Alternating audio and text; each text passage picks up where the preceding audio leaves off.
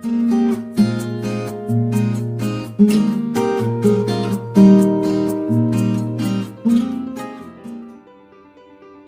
everyone, this is Nayiri from Low Carb and Fasting. So this episode is part of the series on this channel called Type 1 Diabetics Talk, where host and guest or guests are Type 1s, and you guessed it, we discuss Type 1 diabetes and related topics. Now, today's episode, however, is extra special because my guests are not the Type 1s themselves. They're actually parents of Type 1 diabetic children, and they're very vocal on social media. They want to spread the message of normal glycemia. And for those of you who are not familiar with glycemia, with the word glycemia, it basically means normal, non-diabetic blood sugars for Type 1 children. Hayley from Canada, mom of Ethan, and Mark from the UK, dad of Louise. Welcome to both of you. Welcome to Low Carb and Fasting. Thank you. Yeah, thank you for having us. Okay, let's start by naming your pages, your Facebook pages, because you're doing a tremendous job. Encouraging other parents and passing them information. And, as you're doing it, you're not physicians, you're not nurses, you're not diabetes specialists, you're actually parents who are managing their children's Type 1 diabetes every single day. And you're hands-on, you're doing it hands-on and single-handedly. So you've got all the experience needed. And actually, I appreciate what you're doing because you're learning as you go along, you're experimenting, and that takes a lot of courage. So let's start off with you naming your pages for our audience. And what I will do is put the links below, the direct links. So anyone watching this can click on the link and support Mark and Hayley. So I recently started a page called Type 1 or T1 Mom. And the reason I did that is basically to support not only parents, teenagers, kids, grandparents, anyone that really would like to join the page and just learn a little bit more about the low carb, high protein approach to Type 1 diabetes management. It's a very neutral environment, no judgment, just a really safe space to learn. And I have a Facebook page that I've had for a few years now called I'm a Type 1 Dad. And it literally is what it is. I'm just a dad dealing with Type 1 diabetes every day. And I wanted to share our journey and basically just to let people see that there is another way of dealing with this, an easier way, a safer way, by adopting a very low carbohydrate approach to managing Type 1 diabetes. Thank you. And as I said, I will repeat, I appreciate tremendously what you're doing. Every post, sometimes I don't even read it if I'm in a rush. If it's posted by Hayley, Type 1 Mom, we'll just press like. Thank you. Same for you, Mark. I just like your post, just to give you that support and encouragement. Now, this is the tough part. And I know it's tough because every time I talk about my diagnosis, it's tough for me, even though I don't remember that much of it. I was 5 years old when I was diagnosed. Well, I do remember the day I was diagnosed, but I don't remember much of life before that. I remember being at the hospital. So I'd like you to take us through your children's diagnosis. So when and how were they diagnosed? And then we'll move on to the diet that they were recommended and how you transition to higher protein and lower carb, etc. But just a very brief introduction of maybe the symptoms you noticed at home and how you got them to be diagnosed. And when was that? How many years ago? Hayley, would you like to start? Sure. Okay. So give you the Coles Notes version. Sturdy little boy. So he was always quite healthy looking. And he had lost weight, but I thought that maybe he ate organic food. He loved his homogenized milk. When he was at private school, he was begging his teachers to refill his milk cup with more milk. One day he came home and he picked up the large jug of milk and started drinking it. And that was a big red flag for me. And then at 5 years old, he was suddenly bedwetting constant it happened over a week, where it was very noticeable. Prior to that, though, he was displaying behaviors that just didn't make sense. Very emotional, tired, suddenly not eating his lunch, which he always ate his lunch. And yeah, and then other things that kind of led up to that now that I look back and I realize this, it's like, oh my goodness, like that was diabetes. I can look back at pictures, many parents. I was diligent. I had him at the doctor like 3-4 times a month with ear infections, just prescription. Nobody did a blood check. He was diagnosed with a general pediatric endocrinologist that deals with diabetes and never did a finger poke. And the anxiety was caused by the high blood sugars and the lows, right? I had no idea. He had speech delay. It all made sense after the diagnosis. Like your mama instinct just hits, and you just know that something is wrong. I took him to the doctor, and finally I had a doctor at a walk-in clinic say, we're going to do some blood work. And I couldn't do the blood work. He wanted his milk. We got the blood work done. The results were delayed, and I just knew something was wrong. So I called for the results. They weren't back. And then this other doctor said, you know what, something's wrong. Bring him in. He told me, you're going to leave straight from here and you're going straight to the hospital. You don't stop at home. You're not going to the local hospital. The other hospital in the next town over is better. And then we went there and we got admitted, and we were in there for 2.5 weeks. Quite the experience.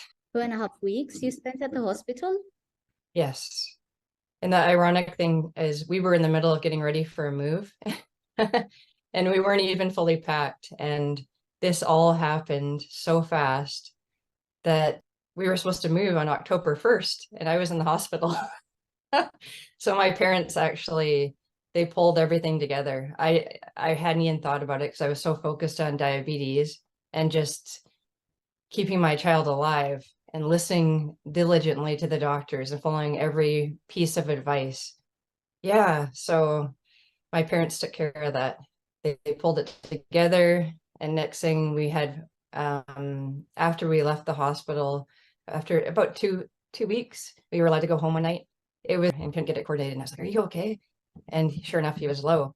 And that's the first time I recognized a low. And then we slept that last night in our old house, and then went back to the hospital. The next time we left the hospital, we were in our new house with all these boxes and a new diagnosis. It was a whirlwind. It was a lot. And thankfully I had the support of family in place. They all showed up at the hospital. They all showed up for us when we really needed them. Like whether it was just being there in person or financially as well. I mean, they just carried the load and said, do what you got to do. Louise's diagnosis? So Louise is 13 now, and she was diagnosed October 2016. So prior to that, we noticed that she was wetting the bed on a regular basis, almost every night. Actually, we had a fair idea of what was going on. I asked my sister-in-law if we could borrow a blood glucose meter, and we waited until first thing in the morning after Louise had been sleeping to make sure that she hadn't been eating anything. And we did a finger prick, and she was just above 8 millimoles, which is not incredibly high, but for a 6-year-old child who hadn't eaten anything for about 12 hours, it seemed quite a high fasting level. So rather than take any chances, we made an appointment with the doctor. So obviously we managed to get an appointment that same day. So Louise was eating her usual foods, and I think she had cereal for breakfast. And the doctor performed another finger prick, and she was 33 millimole. We immediately got sent up to the hospital, and they did the tests. The usual GAD65 antibodies were positive. Again, they did another finger prick test, and she was 22 millimoles, 28 millimoles, and that's when they said, yeah, your daughter has type 1 diabetes. Didn't quite hit us at first. It wasn't until she got her very first injection. They hunted for a long time in the hospital to try and find insulin she could have. When they did eventually get it, that's when it really hit, because once she had her first injection, she wasn't happy about it at all. It was really sore. It was a syringe they used for the first time, and we were driving her home from the hospital because we were told to go home, we would come back the next day, get her pens, get her insulin. But when we were going home, she was really upset. They injected her thigh, and it was really sore, and then that's when it hit. We need to do this multiple times a day, do blood tests multiple times a day. Are we going to now have to deal with pain, the discomfort, these sort of things? It's not natural for a parent to be inflicting pain and discomfort on a child. And that's when it hit me. And obviously I was very upset. And I did initially take Louise's diagnosis very hard, for months even afterwards.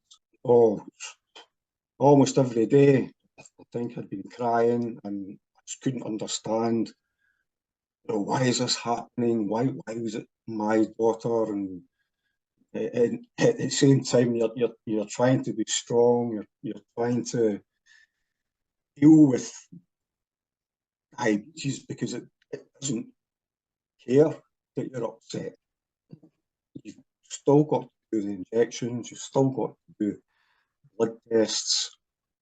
You've still got to do with pain, the discomfort, the upset, tantrums at times, even chasing them about the room just to try and give them an injection because they don't want it. That was difficult, very, very difficult. It's not natural for a parent to have to go through something like that. So that was difficult for a good few months after diagnosis. How much did you know? Did you know much about, I wouldn't say how much, but did you know much about type 1 diabetes before your children were diagnosed? Well, like I said, my sister-in-law has type injections. We knew she had to test her bloods. That was probably about the limit of our knowledge. When we saw our daughter getting thinner, she's wetting the bed on a regular basis, drinking a lot, we just knew something wasn't right, So yeah, you had that parental instinct, if you like, that something's wrong. We need to deal with this. Could it be that type 1's in the family? It may well be. Let's test her. Let's just borrow a meter, see what the numbers are. Like I said, our first test we did, she was just above 8 millimoles. It wasn't excessive, but it seemed it shouldn't have been that high for a fasting blood glucose level. And luckily, like I said, we went to the doctors. They did a test after she had eaten, 33 millimoles. That's it. We didn't know a lot. We just knew the basics, really. Hayley, did you know much about type 1 diabetes? Okay, well, I have a little bit of a history there. I had an aunt that had type 1 diabetes, and my father grew up with a sibling with type 1 diabetes. And yeah, it breaks my heart, but she passed away from a hyperglycemia coma. She did not take care of herself. And my cousins were left without a mom as children.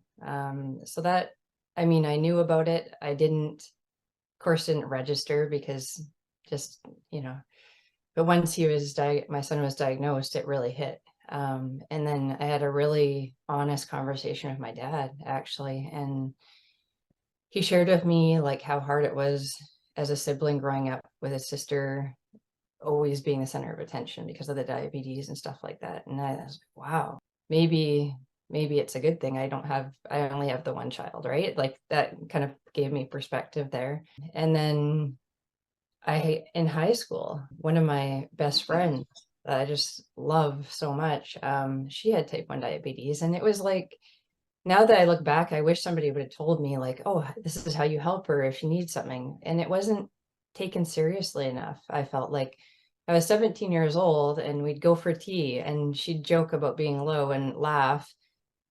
And we'd, nothing serious ever happened with her, but I always knew, or, oh no, she left her meter in the bathroom, or I know she was very like diligent about taking care of herself, but we didn't talk about it a lot, right? I was in her wedding party. And sadly, I went through a journey with that friend, and she suffered a lot of complications. And because of the diabetes, like throwing up her dinner every night, it really broke my heart. And I was like, what do I do with this? Like, take the lesson and do better for my son, because I can't force her to change her life. And I actually got to a point where I was like, have you heard about Diabetes Solution? Have you heard about Dr. Bernstein? Because she was in and out of the hospital in DKA. Oh yeah, I take really good care of myself. And I knew she wasn't being honest, because you don't end up in DKA like every month, or it just, and she took her life just last year. The complications were too much. And I tried to help. I sent her food. I sent her safe food one time when she was struggling to try to get her started. But then eventually it became too much for me, because I was trying to save her and it was affecting me and taking care of my son. Yeah. And you can't save somebody. That you can help someone if they're ready. And that's something that I've kind of I carry to my page, is that you will never see me telling people what to do. I will lead by example. I will give you examples. If you want guidance, I will give you guidance. I will never judge you. I will never belittle you, because no matter where you are in this journey, whether you're eating high carb or low carb or wherever, we all have a common ground. We're dealing with diabetes, whether we're a parent or a child or a teen or a grandparent. It's something that we share, right? So I take a lot of learning from those two experiences, and I don't take it lightly. I have seen the complications. I have heard about the complications. And ironically, my dad is no longer with us, but he was my biggest supporter. He understood the second that Ethan was diagnosed. When I said we're going low carb, he never questioned me. He said, you do what you got to do. He knew what the high blood sugars did. He knew what the lows did. And he just, like, we were just in sync. He got it. He knew because he grew up with it, right? So we had that connection. How did you find out about the low carbohydrate way of eating, and that it is perfectly suitable for children? A low carbohydrate, higher protein. I mean, children can have higher fat as well. It wouldn't hurt them, but obviously Bernstein's way is higher protein and perhaps moderate fat and lower carb. But how did you find out about lowering the carbs, and by just doing that alone, right? Forget the other two macronutrients, but doing that alone, improving your children's blood sugar panel. How did you find out about that? That I never knew. I'd never even heard that. I thought carbohydrates were essential. You were told. You must have been told that at the clinic, right? I mean, Mark, you're in the UK. I know what they tell us. They tell us, let the kid be a kid. Let them have normal food and just count the carbohydrates. Hayley, it can't be different in Canada either. Oh gosh, no. It's ridiculous. I actually went through the diabetes training because I work in the school system, and I was supporting another type 1 diabetic, and I'm answering the questions. And I'm just like, no, no, no. I know this is, to me, it's the wrong answer, but it's the right answer to them. So it's like, okay, we'll just tell them what they want to hear, I guess, and follow their plan, because you have to accept that it's not your child and you have to do it their way, right? But with my child, I do it my way, and that's the way it's going to be, right? So you don't. How did you discover this way of eating? For me, well, this is the thing. I I followed the orders, of course, hung on, by a string in the hospital. One thing I want to touch on before I get in that is I feel like social workers and the hospital, when you're supporting parents, I know they mean well, but I see it repeatedly from different parents that there's questioning or judgment. When a parent is in a time of need, that is not the time to do that, right? You need to support, right? And I went through a lot in the hospital with being judged as a parent because the way my child was acting, because he had high blood sugars. And now that I think back, I'm like, oh my goodness, like it makes me mad because they did that to him. They put him in that position, and then I was getting penalized for it because of how he was acting, right? So just once you make the connections, it all makes sense. So we were in the hospital for 2.5 weeks. We get home, whole world has been flipped upside down. Just like Mark said, crying all the time. The whole grief cycle, it's not acknowledged enough. It's minimized way too much. Parents feel like something's wrong because they're going through all this grief, and that there's nothing wrong. This is normal, right? This is to be expected, and it's not treated that way in the hospital because these people that are supporting us haven't been through it, and they really have no clue what it feels like. It's like your whole world is just shifted to another universe, right? So I get out of the hospital and I'm a mess, absolute mess. But I'm like, okay, I'm going to pull it together. I took 4 months off. We're doing like slow integration back into private school. He was in Montessori private school. And he had separation anxiety, and I'm getting told he shouldn't have separation anxiety. I said, well, his life is dependent on me. This is why he doesn't want me to leave. Like, yeah, anyways. So I'm on Facebook, and some family members, I had mentioned the Dexcom. Well, you don't need a Dexcom. He doesn't need a Dexcom. Finger pokes. A lot of people with a lot of advice, unsolicited advice. And I said, well, no, he needs the Dexcom. Like, this is, so I paid out of pocket for 3 years, every month diligently, $3,000 a year out of pocket for this Dexcom before we actually got coverage, which was nice. We've had coverage this last year, but I go in the Dexcom group and I'm asking questions about the Dexcom, and this mom messages me and says, well, or writes a message and says, feel free to message me. And you know what? I was so desperate at that point and clueless that I didn't even second guess it. I messaged her, and whatever she told me, I didn't even question it. I just listened, because I knew that in the hospital, when my little 5-year-old boy ate that plate of food with that crazy dose of insulin, I was terrified. Even his dad said, wow, like, I don't even eat this size of meal as an adult. And I said, and then it clicked, and I said, you're right. Like, he's never eaten this size of meal.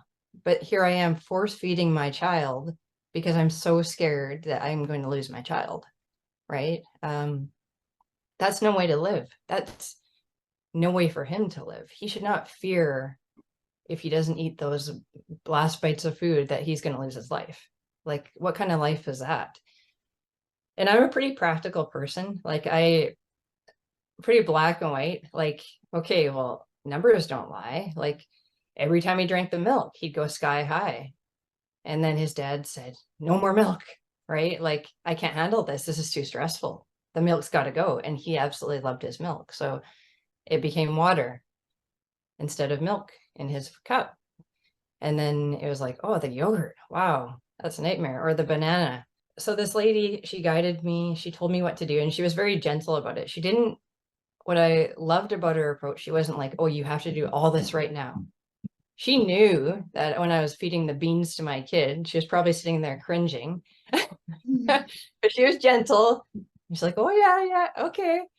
Because it was better than where I had started. And slowly the numbers that were up and down started to like kind of level out a little bit. And then we got to the point where she was like, you need regular insulin. And I asked my endo and I was like, you need regular insulin. Oh, that's an old insulin. You don't need that. And I think I'm not a defiant person, but when things make sense, they make sense. And she's telling me to get regular insulin. I went and bought it. And I found a compounding pharmacist to dilute it, and he figured out how to do it. And that first year, my kid was on diluted regular insulin because the rapid would just knock him into lows. The NPH basal he was put on would knock him into lows sitting on a sidewalk while he's trying to go to the park. And they're like, nope. I said, I want Levemir. I want regular. Then the nurse told the endo that I was using regular, and I got the slap on the wrist, right? And they're like, well, liability speech, fine. I'll take a liability speech. Well, it seems to be working, but if anything changes, we're going to have to get rid of it, right? And I was like, all right, whatever. When it comes to your kid is number one, right? There's no stops that you won't pull out for your child. You love your child, like you would put your life in line for your child. And it doesn't matter who tells you what, like the numbers don't lie. As soon as we got that Dexcom on him, which wasn't an easy task because his first initial one was the rep put it in a muscle and he was crying and I was like, oh my God, what's wrong with my kid? And this mom FaceTimes me and says, okay, let's do this together. And she's crying while my kid's crying, and quite the experience, right? And she's guiding me along. And so then the deck comes on and this whole new world, this little view just became this big view. And I went, oh my God, these foods, like what is going on? And then I made connections like, oh, when his blood sugar is high, he acts up, his behaviors are showing. But when his blood sugar is down here, I got my kid back. He's acting normal. Like, right? So you start recognizing and making these connections that the doctors aren't making. I'd have really tough moments and I call her and I almost became dependent on her because I was grasping. The doctors were not giving me the information I needed. And this parent, this internet stranger that reached out to me, literally saved my son's life. I don't even know where we would be without her. And every day that I get on T1 Mom page, I remember that. I'm like, okay, that mom saved my son's life. And yes, I've worked all day, but I'm going to get on that page and I'm going to educate because you know what? If this helps one child, I've done my job, right? That's what it's all about. If I've helped one parent not be completely stressed to the nines all the time, I've done my job. Yeah, we slowly started reducing carbs. We could only reduce so much because of the rapid. And then once we added the R insulin diluted, it was a game changer. He could go to school and be safe. And we went through the withdrawals with the sugar and all that. That was hard. And we went through I made the promise. I'm like, no, we're clearing the cupboard. She told me, clear the cupboards. Threw everything out, went shopping. And I made a mistake one day, came home and someone had given me a candy and it was in my purse and he saw it and he lost it. And he's like, you lied to me and you did this and you promised you wouldn't bring that food in the house.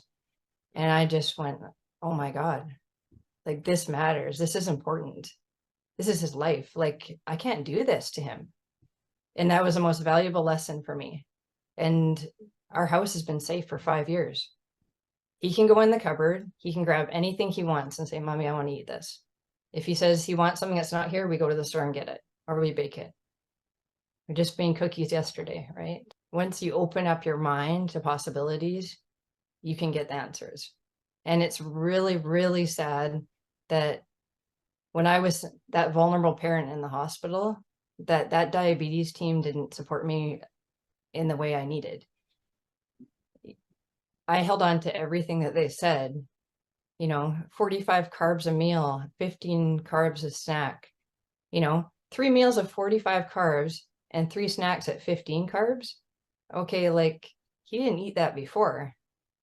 What the heck am I doing feeding my kid a man-sized meal and force feeding him? Like, we talk about eating disorders. Well, I'm going to cause my kid an eating disorder or an anxiety complex because I'm making him sit there and eat food that his tummy doesn't want because he's full.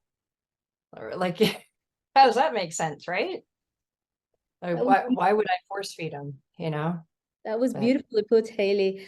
Well, thank you for that. Yeah, Mark, how did you discover low carbohydrate way of eating? And did Louise was a little bit older than Ethan when she was diagnosed. So did she fully accept it, or did she feel like she's missing out, or she's different initially, at least? Well, initially we did follow the advice that we were given, which was just to let her eat what she wants and cover it with insulin. We very quickly we could see that wasn't working. We would send her to school. She would be hyperglycemic after a bowl of cereal. No matter what we did, try and change it, like adding cream or yogurt to your cereal to try and slow it down a bit, splitting her breakfast, things like that. It didn't work. It just did not work. And we are constantly scratching our heads, wondering, we've tried absolutely everything. We understand what's happening here. We understand that these high glucose levels are toxic and they're not good. How are we going to do this? How are we going to stop these crazy high numbers? And I was doing some research on the internet, and purely by chance, I came across a blog, and it was a family in England following a very low carbohydrate lifestyle for their type 1 diabetic son. And they had images of XCOM CGM graphs, and the lines were incredible. And I thought, right, that's it. This is what I want for my daughter, because that is what every type 1 diabetic should have, which is normal glucose levels. It just made complete sense at that point. They had a few videos on the blog as well, and they explained about how to give insulin for protein metabolism, and I had never heard of that. Nobody explained that to me at hospital. What's this? Protein needs to be covered by insulin because it affects your glucose levels as well. It's not just carbohydrates. No wonder the kids can't normalise their glucose levels. We're not being told how to manage it properly. So as I read through the blog, the mother had mentioned Dr. Bernstein's book, Diabetes Solution. I immediately went onto Kindle, I downloaded the book, and I read it. Boom, there it was, the light bulb moment. It just made complete sense, and I knew exactly what I had to do. It's my child. I want the best for her. I'm annoyed with myself because it took me so long to find this. We must have been pulling our hair out for about a year, feeding high carb meals, high glycemic meals, trying to deal with exercise. We didn't have regular insulin at that point because hardly anyone in the UK was using regular insulin. Again, as what Hayley said, it's an old insulin.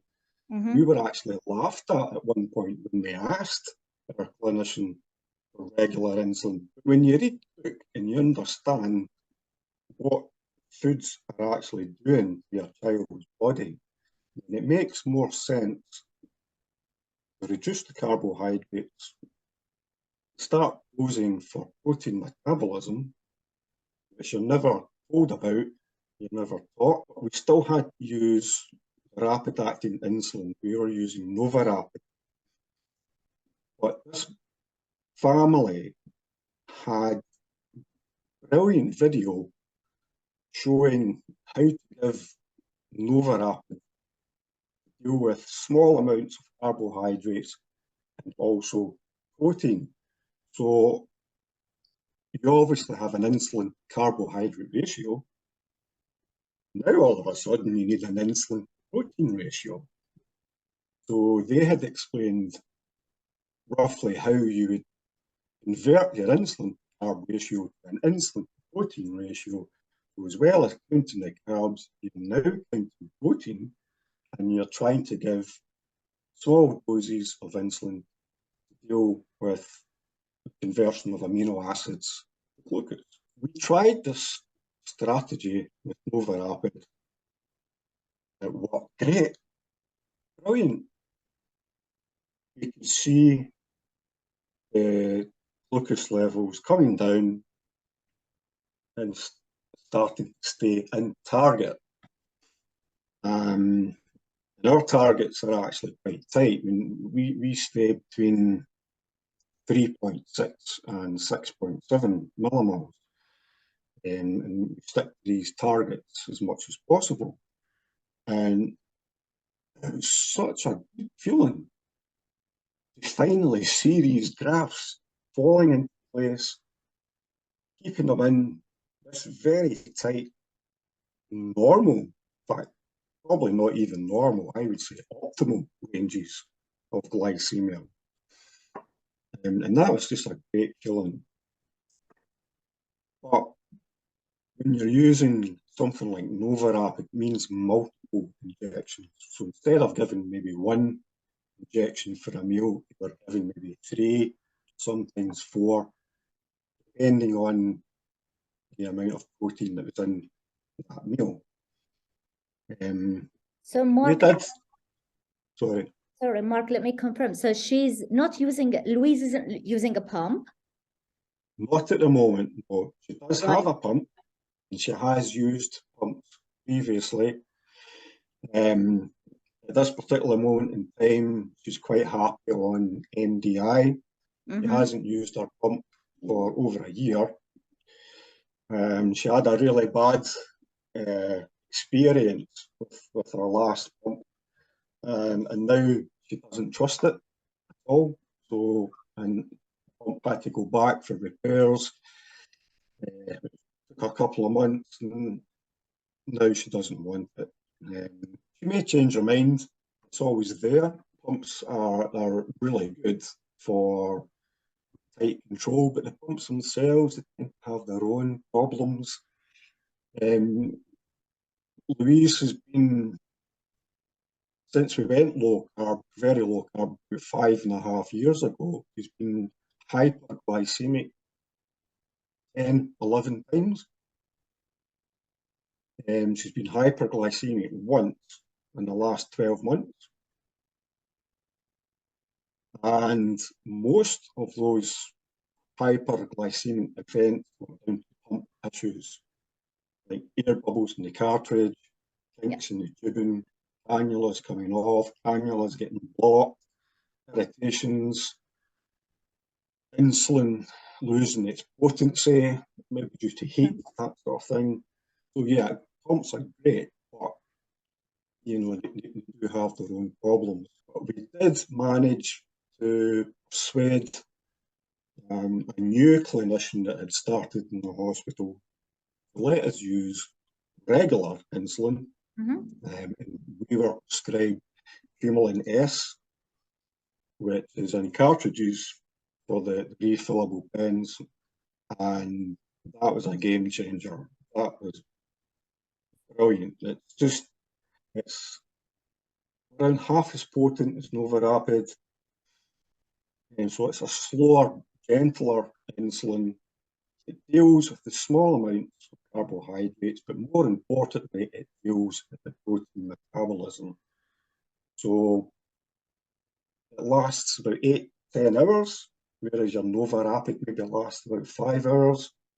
So it's catching that rise of the conversion of amino acids to glucose, and also the stimulation of glucagon, which happens when amino acids are in the blood. Gluconeogenesis, creation of new glucose. And that's never explained to you at the hospital. So that, for us, the Humulin was a game changer, and it also meant less injection. So you can very, very, very well control using Novorapid, Humalog, Apidra, but you need to give multiple injections per meal, smaller doses spread over time. But the Humulin, more often than not, you can give one injection and it will cover your low carbs and your protein foods. That's exactly what I'm doing at the moment. You're so right. I couldn't access our insulin. And so I cover protein with NovoRapid, well, Rapid Access, Novolog, I think in Canada, right, Hayley? So, or Humalog, they're similar. So, but I micromanage it. So every 20 minutes, I'm checking and taking a very tiny dose, like something like 0.3 units, 0.4 units. Yeah. So intermittently for over good 6 hours. And then I know I've done it, I've managed, I don't need any more bolus insulin, and the rest of the time I'm fine. So this is why, I mean, it's doable, you can do it, but it requires a lot of work. It requires you to micromanage it. And this is why I can't eat before bed, for example. I mean, late in the evening, I can't eat because I'm going to go to bed and I can't micromanage when I'm sleeping. So I have my meal about 2 o'clock, but by the time I get into bed, I've dealt with the food, I've dealt with all the boluses, so it's all out of the way, and I have a good sleep. So this is why I have an much earlier meal, which wouldn't necessarily work for a child. So I'm very glad she's been able to access our insulin. Hayley, did you mention our insulin for Ethan as well? You did, didn't you? Yeah, so what insulin is he using? Right now, he uses Levemir for basal. He started on NPH, and that was terrible. It would knock him into severe lows. NPH is a basal insulin, right? Awful. Some people like it, but I don't. And you had to feed the insulin. We'd have to eat at a set time, and if we didn't, then he would go low, right? He was on NovoRapid, but our coverage changed, and now he's on TrueRapi, which is a biosimilar, and it's pretty much the same. It's exactly same action time and everything. I've tested it out and it's fine. And then Humulin R, we started off with that diluting. It was 60-40, then we progressed to 50-50, and then it was 40-60, and then next thing, that was over his first year, because we found low carb like a month into diagnosis. We fully transitioned a month and a half.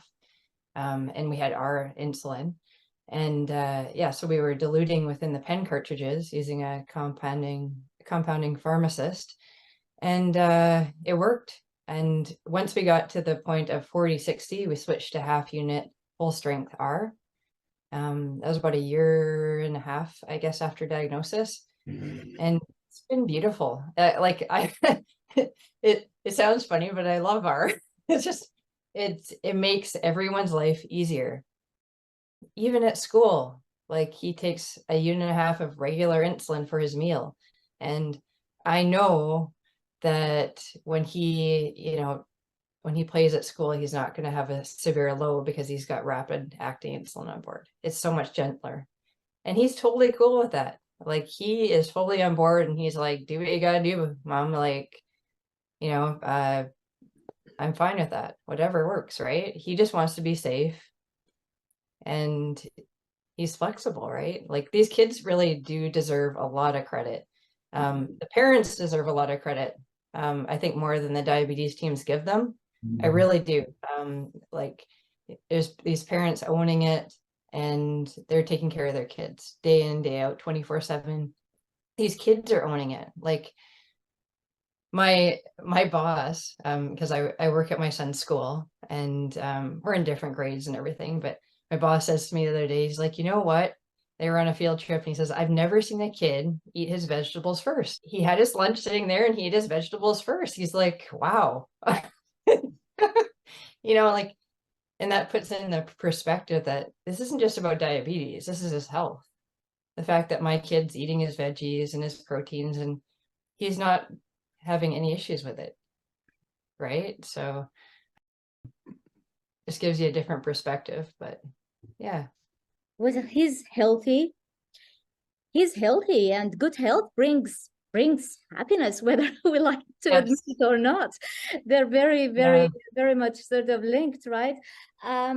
So we touched briefly on sort of technology, current technology. Louise is using injector pens, right? And Dexcom? Libre 3 at the moment. Yeah. Libre, And, to switch to that soon. Yeah. Yeah, I mean, technology is great. CGMs, closed loop systems, all these things, they're all great, but you know, reality is different. Technology won't help me outrun bad dietary advice, but technology and very low carb way of life, now that is something very powerful. But yeah, Louise had Libre pretty much about 6 months, I think, waited after diagnosis. She had Libre, the first Libre that came out. We have used Dexcom. Unfortunately, it doesn't seem to work very well at all for Louise. Some people's immune systems just don't like these things at all. So her body can tolerate the Libre, it doesn't like Dexcom. And it's a shame because I really do like Dexcom. Of the flexibility of being able to calibrate. You obviously can't calibrate the Libre, but that's not necessarily a bad thing. Some people don't want the ability to calibrate, they don't need the ability to calibrate. But that's great if it's accurate. Sometimes they're not playing well, they're not quite as accurate as they should be, but they are a brilliant tool. And they do let you see exactly what's going on in between eating a meal. You know, finger picks, they give you a snapshot in time. They don't show you what's happening in between time. I've worn CGMs myself just to see what my glucose levels are like, and I've experimented both eating high carb foods and low carb foods, and the high carb experiment was an eye-opener. The spikes that I was getting as a non-diabetic were crazy, really were crazy. And the crashes, just drinking something like Coca-Cola, saw my glucose level spike and then slam right down into the threes. You wouldn't expect a non-diabetic to go down into the threes, but it did. I think that's where the hunger comes in. If you've had something to eat, you have a high carb meal, glucose levels spike, pancreas throws out a lot of insulin, slams your glucose levels back down, but because you're low, you're hungry again, and that cycle continues. And it's not good for non-diabetics. But if you're a type 1 diabetic, that is just a roller coaster nightmare. And it doesn't have to be that way. It really is common sense and logic. You know, if we don't need carbohydrates, then if you're a type 1, you could look at that as being severely carbohydrate intolerant. Well, why would you want to? Eat lots of carbohydrates if you can't process or tolerate vast amounts of glucose that come from those foods. It just doesn't make sense. And I understand a lot of parents want to keep their kids happy.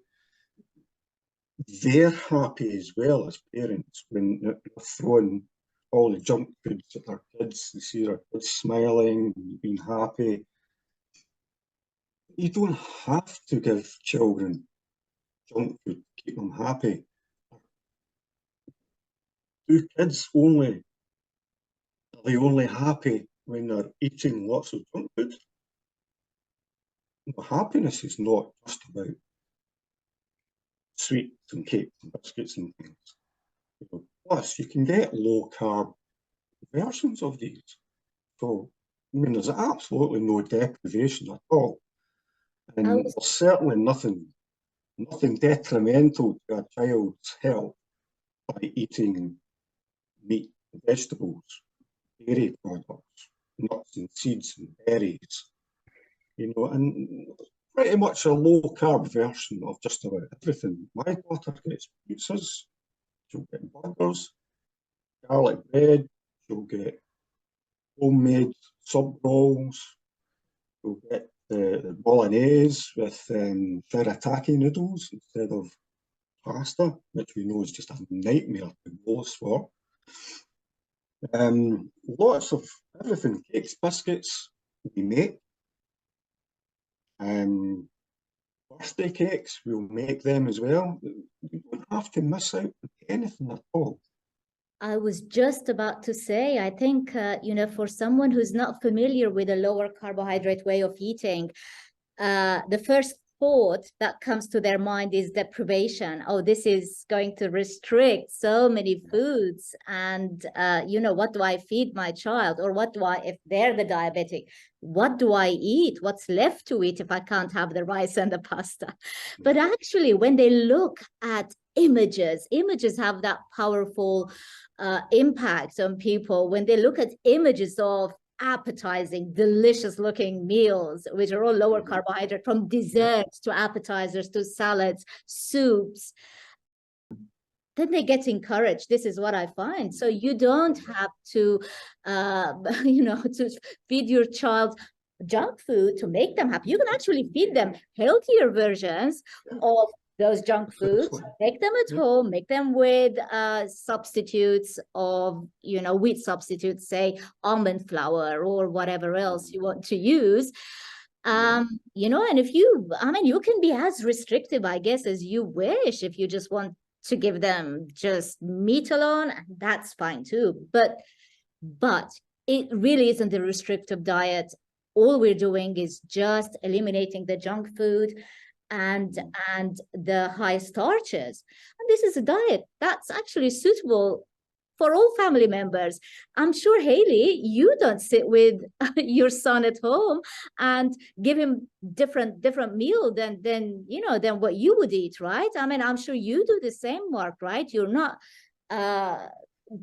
treating Louise differently, or she can't have that. We're all scorching our faces with stuffing our faces, with with pasta and whatever, but she can't have the pasta. You're not doing that. You're all eating the same healthier versions of delicious meals. How does the family support the diabetic child? What are you guys eating with your children? Same foods? Absolutely. I believe that powerful parenting is leading by example. The human species has great mimicking capabilities, just like apes, hence the reason monkey see, monkey do. So if you're eating healthy meals, your child will see that you're doing that and they will want to copy that. If you're exercising, your child will see that and they will want to do that as well. My two kids, my young son is 8 years old, and he absolutely loves going on a treadmill, and he'll even do a wee bit of weight training as well. It's obviously not building muscle, he's just going through the motions. He's copying, he understands. He doesn't have type 1 diabetes, but he eats the exact same things as Louise. We're the same, myself, my wife, low carb, absolutely. You've got to do it. You can't eat high carb foods and then expect your type 1 child not to eat the same thing. It's making it hopeless. You have to lead by example. It's just as simple as that. And it's been great for us. It's been great for myself and my wife, because prior to Louise's diagnosis, I was actually putting on weight.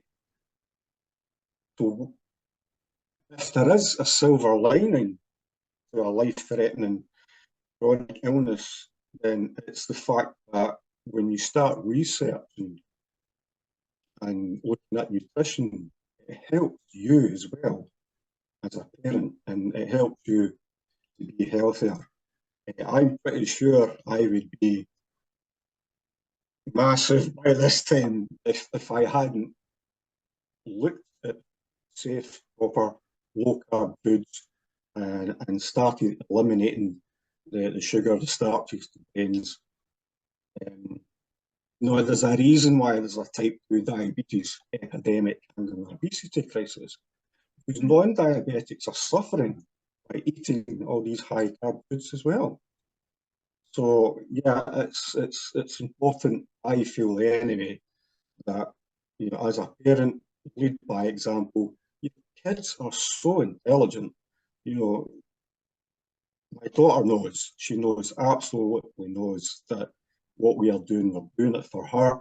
She actually, it was about 2 years ago, and she said an incredible thing to me. And she said, Dad, even if they do find a cure for type 1 diabetes, I'm still not going to eat all these high carbohydrate foods.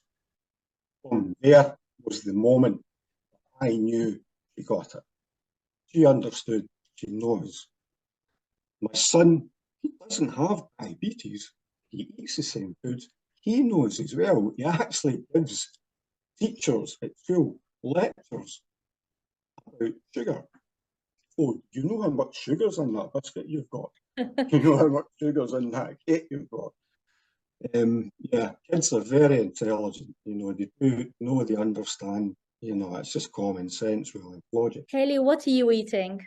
Same food as Ethan? What am I eating?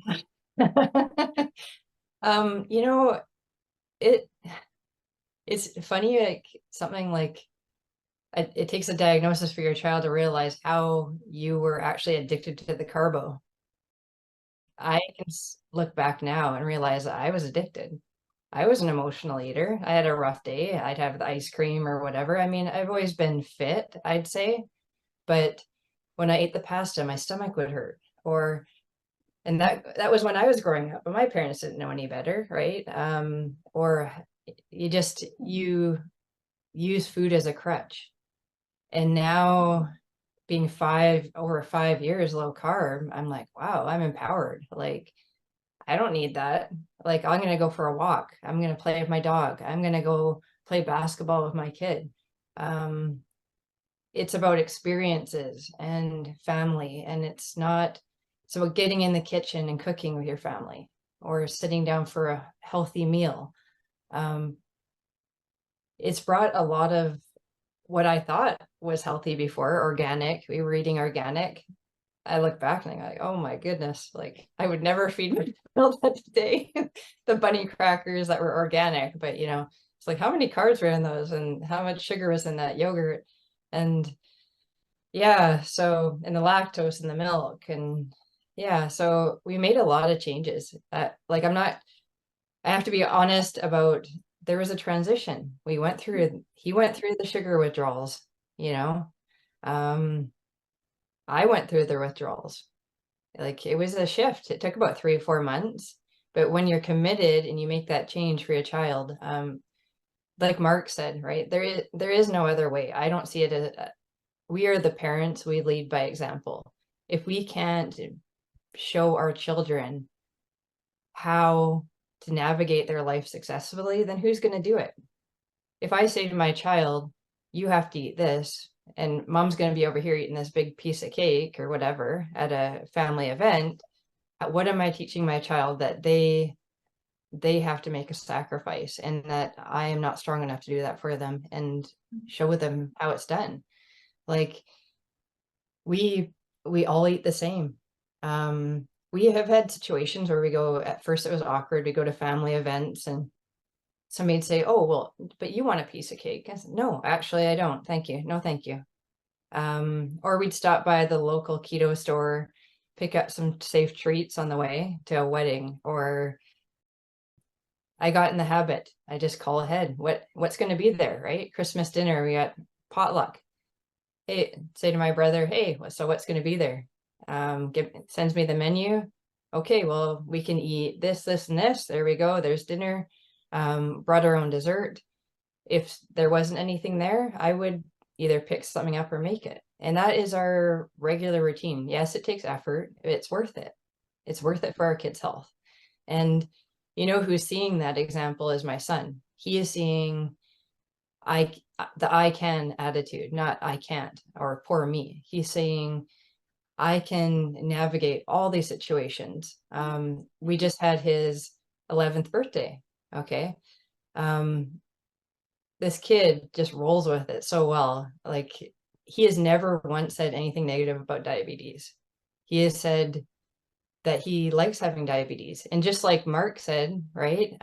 He had that moment too, where we were driving one day and he said to me, you know, mommy, even if I didn't have diabetes, I still eat this way. I like my diabetes because I take good care of myself. Like, perspective. We don't give our kids enough credit. Yeah. And I feel like the endos and the diabetes teams don't give us parents enough credit. Yeah. And I think they need to give a little bit more credit, because we're working around the clock, keeping our kids safe, right? Yeah. But really, like, he just had his birthday. He wanted at the movie theater. He knows when we go to the movie theater, we go pick up some pork rinds, some Quest chips, some BioSteel electrolytes, Lily's chocolate. We bring our bag. He's totally cool with his friends eating the other stuff. But the beautiful thing is he does have a few friends that say, hey, I want to try what you're eating.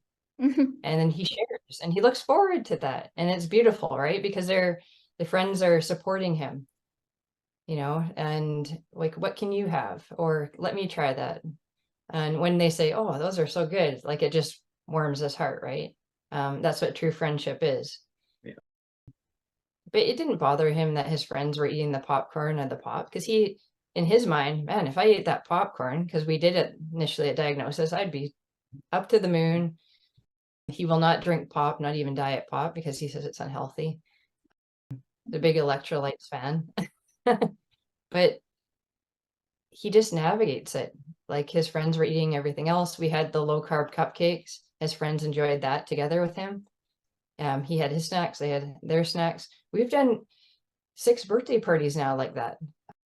One year we had a birthday party where I had 2 boys with diabetes, actually, that eat low carb at the party. And it was quite kind of a funny situation, because we had the regular table with the regular pizza at Chuck E. Cheese with the low carb cupcakes, and all the parents are raving about the cupcakes. They're so good. Can I have the recipe? And I'm like, yes, right? Like, win, right? And then still to this day, one of his friends 5 years ago at that birthday still talks about those cupcakes. But we had the parents, the type 1 diabetic parents, right? And the low carb kids sitting at the table eating the pizza I brought, and everybody's rocking normal blood sugars. And it was about the fun. And it's a respect, right? Like, and my whole family knows, if I go to a family event, don't even offer me the cake, because you know I'm going to say no, thank you. They don't even ask anymore, because I'm having what he's having, you know? That's the way it works. And while I recognize that not all our family are low carb, some, when they come for dinner, you know, tolerate, like, stepping outside the box and respect that, hey, there's not going to be potatoes there. There's not going to be rice there. That doesn't enter our house. So either you accept it or you leave. This is my house, right? when I come to your house, you can have what you want, but we're going to bring our own food, right? You have to advocate for your kids. And not everybody likes it when you advocate for your kids. I've gotten in a few pickles with that, where some people say you advocate too hard. And I'm like, well, better I advocate too hard than not enough. Like, who else is going to do it? He's just a little boy, right? So, yeah, you get people judging. But you know what? At the end of the day, they don't matter.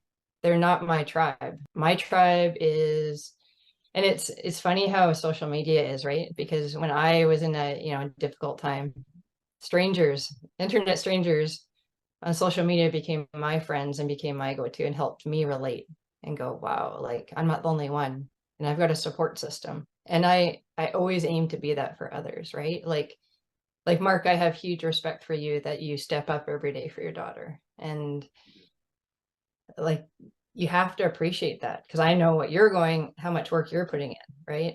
And yeah, it breaks my heart when I go in these parent groups and I see the high blood sugars and the lows, and I might put a word out there and say, you know what, there is another way. Message me if you want to learn more. And I'm not rude about it. I'm not abrasive. I'm not orderly, because you know what, we're all adults and we all have a choice. But hey, if you want some information, reach out. If you have a question, reach out. And it's sad.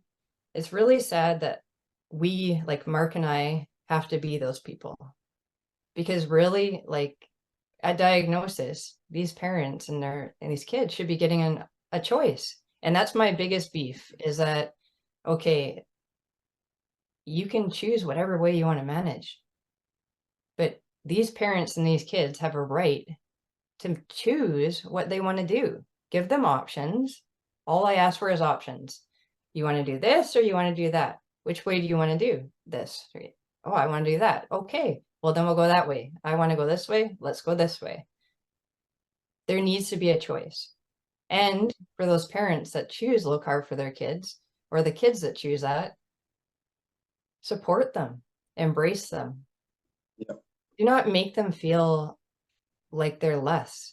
Don't judge, because if I could give one message to endos and diabetes teams, is open up your mind. You are in a medical profession, and the medical community needs to evolve, right? There really does need to be a shift, like holding on to these old ways of doing things that are obviously not working. Okay, well, some people want to embrace that way, and that's okay. But at least give options, right? Yeah, 100%. Absolutely.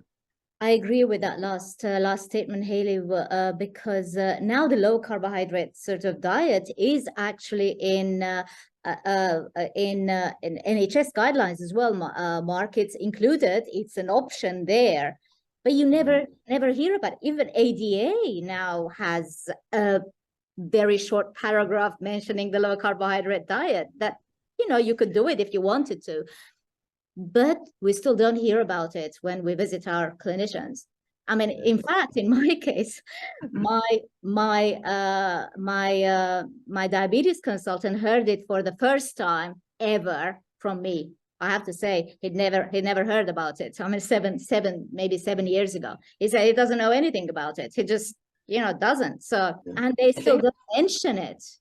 They still don't. It's happening though. It's happening because Diabetes Canada has acknowledged low carb, and recently I discovered a private clinic, BC Diabetes, and they have actually acknowledged on their posts and on their website that they encourage low carb. And I was like, oh my goodness, like, this is amazing. Like, we need that support, right? Yeah. Here in the UK, when it comes to children with type 1, although there are quite a few clinicians now in the UK that know low carb is the way to go, they're not allowed to advocate a low carb way of life for children. It's different for adults. Adults can do what they like, but when it comes to children, as Hayley has said before, they don't give parents enough credit. They don't think we're going to be able to do this properly. There are some pockets in the UK of clinicians that do, although they don't advocate very low carb, they will support families choosing this. Because I think it's important to emphasise that this is not a diet. This is a way of life. Personally, we've experienced a lot of negativity from diabetes teams. Really annoying. It's very common. If a parent, like Hayley says, you need to have a choice, and I absolutely agree 100%. But diabetes teams, when it comes to children, they don't give you a choice. And if you think for yourself, not very low carb, first thing diabetes teams will do is they will mention social services. They will use that as a tool, leverage against you. Oh, you're not doing what we want you to do. Well, maybe we will just contact social services. And that puts the fear of God into a lot of parents. Personally, I know through social media, through my page, parents want to adopt this way of life. They know they should be doing this, but they're being threatened all the time by clinicians and diabetes teams that, okay, if you don't give your child 240 grams of carbohydrates a day, then we're going to report you to social services. And of course, as a parent, you're like, oh, no, I don't want that. And we've had these threats, and we've actually been subjected to a multi-agency meeting in the past. That was a lot of nonsense, but diabetes teams, they try and throw these things at you to put you off doing it, and that needs to stop. Not just in the UK, everywhere in the world. Stop threatening parents with social services just because they feed their children healthy, proper, nutritious, home-cooked meals instead of feeding them carbo junk. You need to have a choice. You should be given a choice. You can support parents. You don't have to be threatening parents with social services.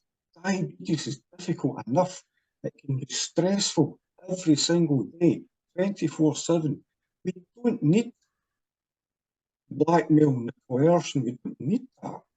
Support parents. Stop with the threats. There's no need for it. That would go a long way to helping parents help type 1 children. Changing the topic here, Mark, Hayley mentioned about how she tackles social situations.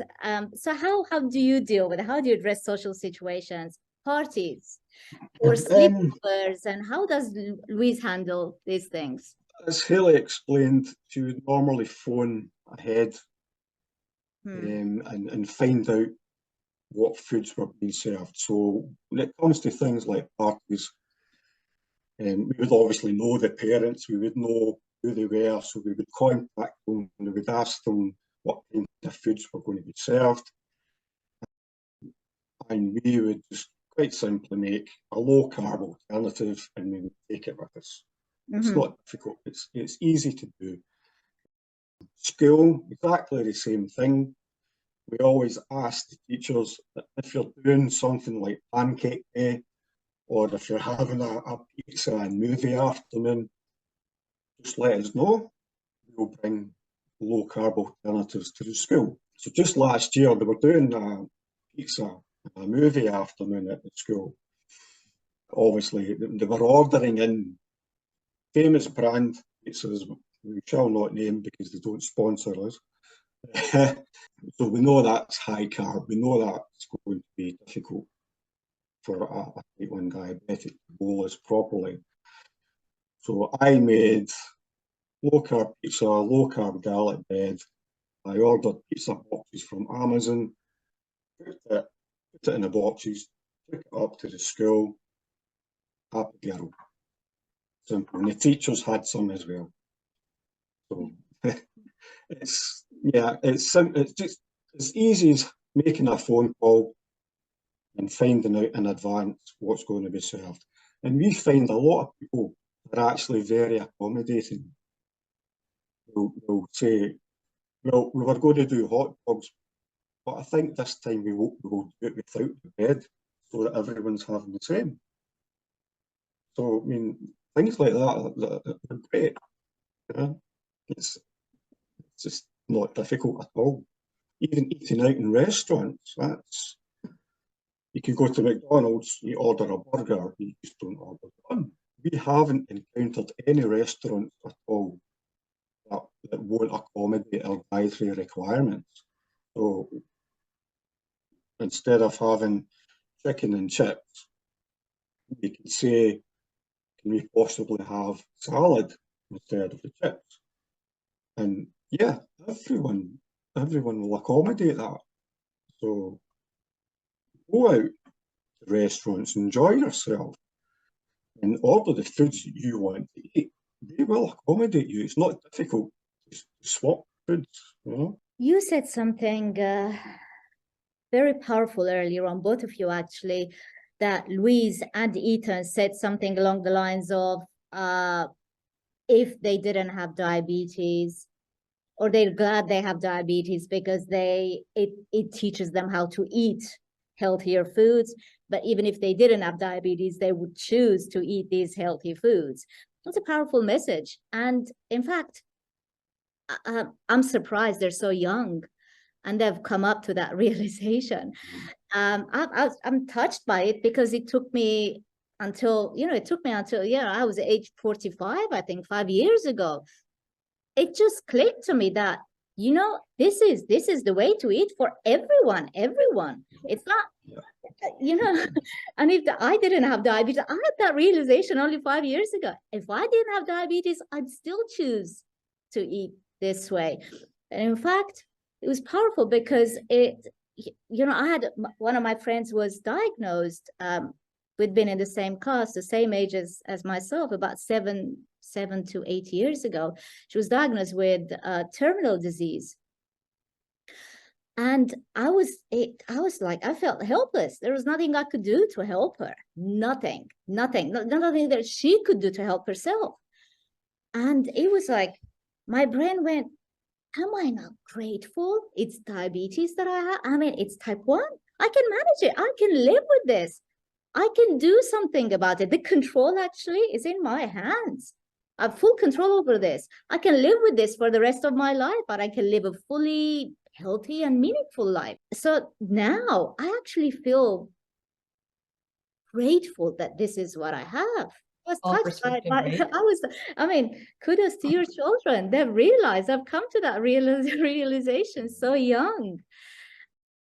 So I can't wait for them both to grow up a little bit. So over 16, we can invite them. If I'm still here, we can invite them to this podcast and that they can share their stories with us. So we covered quite a lot today. We covered the social situations, everything. So why don't we wrap this up with you telling our audience a little bit more about your pages. What sorts of topics do you cover, Mark? And so Mark's page is, I'm a type 1 dad.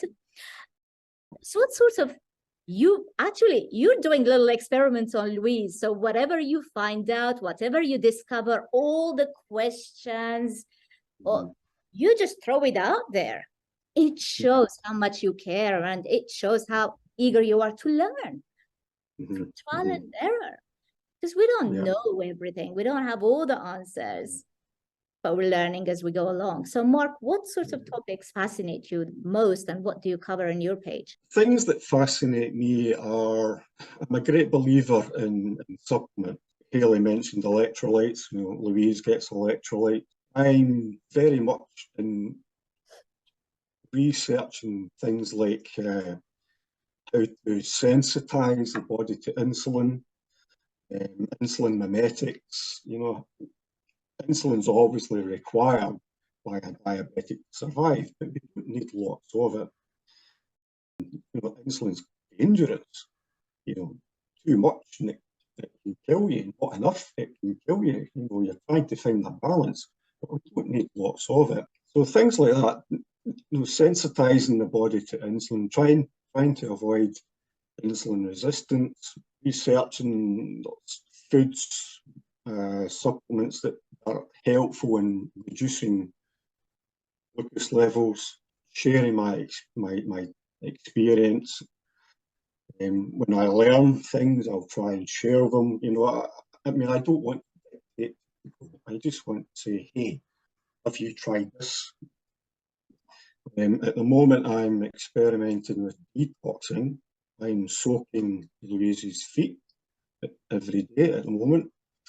She did have some issues with ingrown toenails, and if you're a diabetic and you've experienced that, you'll know that it was a lot of insulin resistance, inflammation. I noticed that the colour of the water was very strange, and having looked into it, I thought,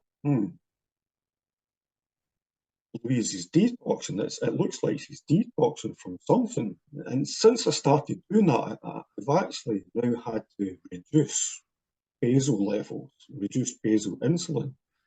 So I'm using steam therapy, which is good for insulin sensitivity, and regular foot soak, using magnesium flakes, Dead Sea salt, sodium bicarbonate, and vinegar. At the moment, I'm looking at things like,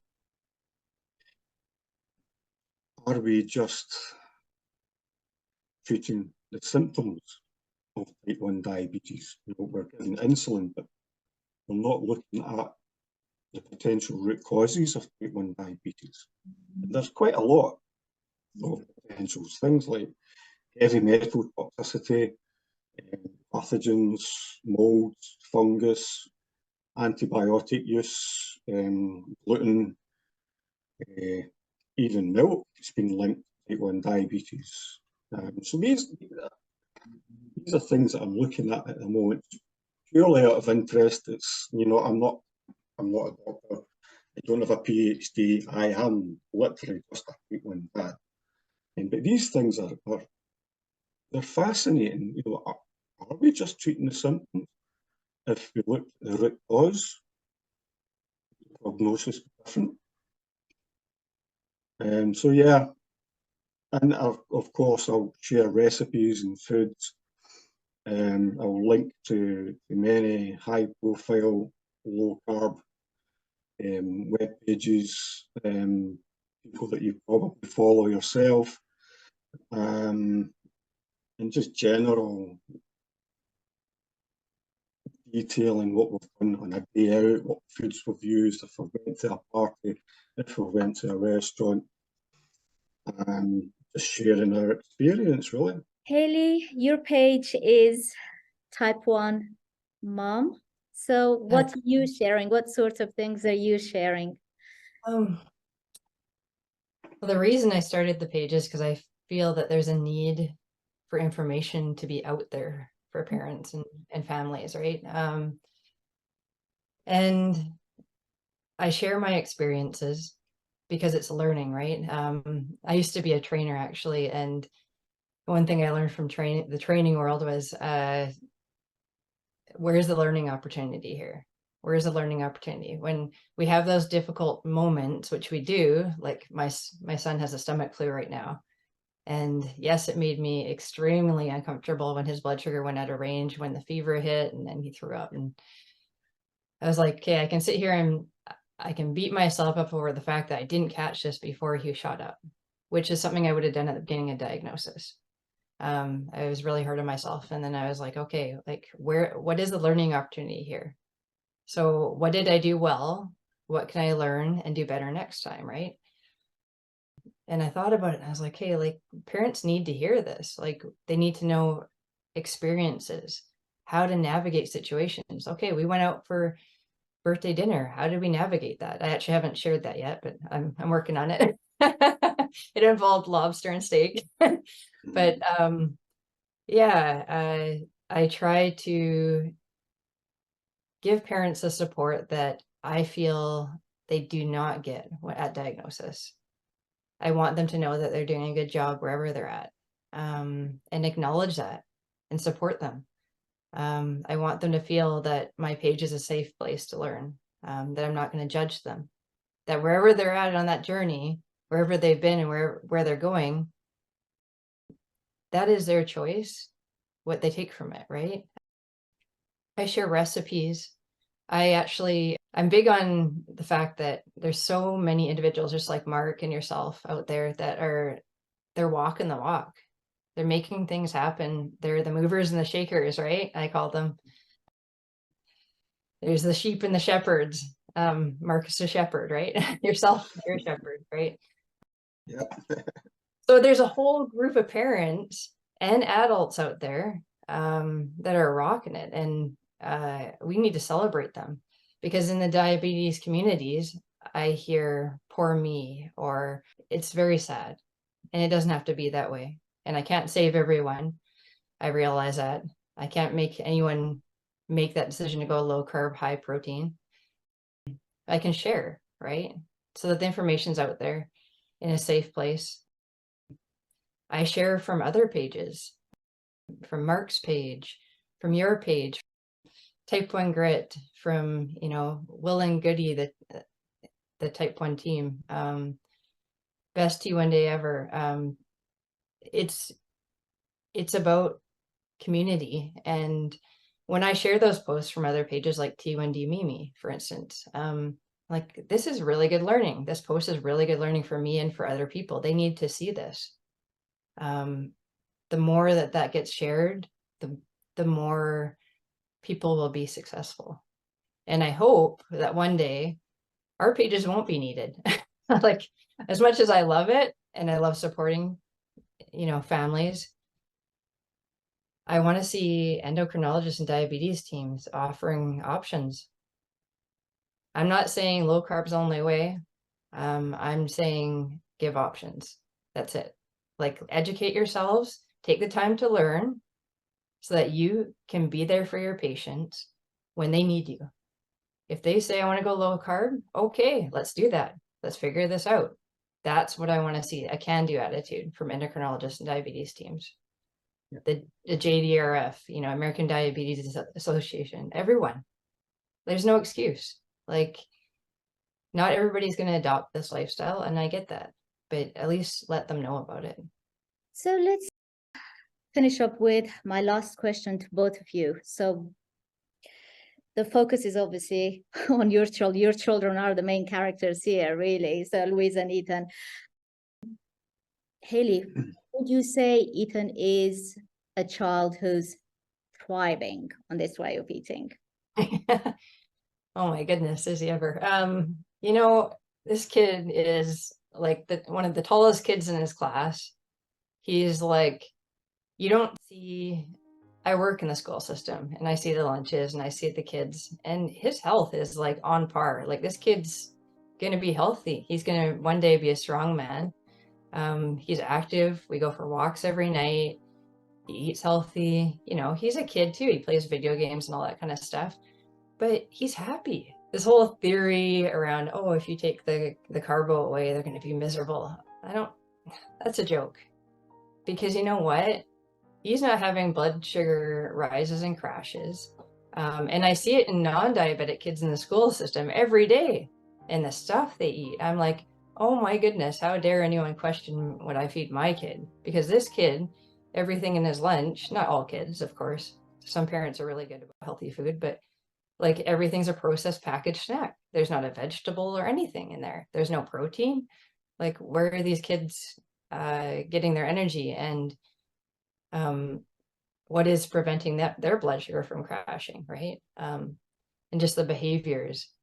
A funny thing that I must share, just during COVID and all that, we didn't have any candy for Halloween in the school system, and it was the most beautiful thing.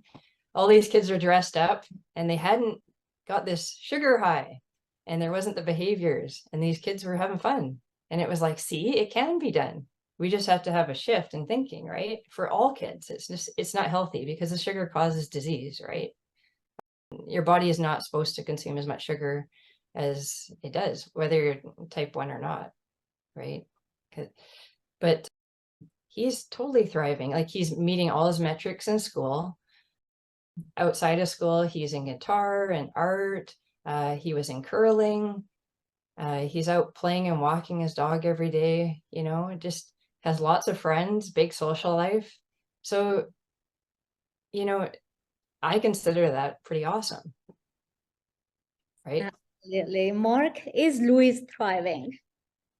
Yes, absolutely. And she needs to stop thriving. She's costing us a fortune in clothes and shoes. She's constantly growing. Yeah, so she plays football for her school team, and she's also joined another football organisation, so she loves her football. Plays tennis, she plays basketballs, and you know, at 13, she's just a typical kid. She goes out, she plays, she takes her little brother out, and they'll go play football. She's got a 99% attendance record at school. So, I mean, her condition is not in any way stopping her from learning, stopping her from being a typical child. And, you know, that's how it should be. So, yeah, she needs to stop growing because it's, oh, honestly, You can't catch up. every other month, you know. Yeah, absolutely thriving, of course. Yeah. Well, Hayley and Mark, your children are thriving, and that's a message I would like to end this conversation with. Thank you so much, type 1 mom, and I'm a type 1 dad, Hayley and Mark. Thank you very, very much for the opportunity to make your voices actually heard. So I hope that my podcast will make some difference. And as you put it, Hayley, if we change through our voices, one person's life to the better, we've won. Thank Thank you. you. Thank you for inviting us. Yeah. Thank you, and bye for now. Bye.